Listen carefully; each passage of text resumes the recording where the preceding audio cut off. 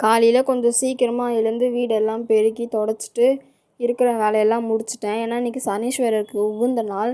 அதனால் கோவிலுக்கு போயிடலான்னு சொல்லிட்டு காலையில் எழுந்து எல்லா வேலையும் முடிச்சுட்டு நானும் ஃப்ரெஷ்அப்லாம் ஆகிட்டு கிளம்பிட்டேன் கோவிலுக்கு. மாமாவும் அக்காவும் ஃபோன் அடிச்சிட்டாங்க, நாங்கள் கோவிலில் தான் இருக்கோம் வந்துரு அப்படின்னு சொல்லிட்டு. அவங்க நான் வர்றதுக்குள்ளே அர்ச்சனை தட்டுக்கெலாம் பேர் சொல்லி வச்சுட்டாங்க. அப்புறம் நானும் கோவிலுக்கெலாம் போய் ஓமத்தில் உட்காந்து ஓமம் வளர்த்துட்டு அப்புறம் பேர் ராசி நட்சத்திரம் எல்லாமே சொல்லிவிட்டு சாமியையும் கும்பிட்டுட்டு அதுக்கப்புறமா பிரசாதம் எல்லாமே கொடுத்துட்ருந்தாங்க. அப்புறம் பிரசாதமும் வாங்கிட்டு இருந்தேன். சும்மா சொல்லக்கூடாது, எல்லா சாப்பாடுமே அதிகமாக தான் கொடுத்தாங்க. வேணும்னா கூட வாங்கி சாப்பிடுங்கன்னு சொல்லிட்டு இருந்தாங்க. நமக்கு தான் வந்துட்டு வாங்கி சாப்பிட்ற அளவுக்கு வயிற்றில் இடம் இருக்குமான்னு தெரியல.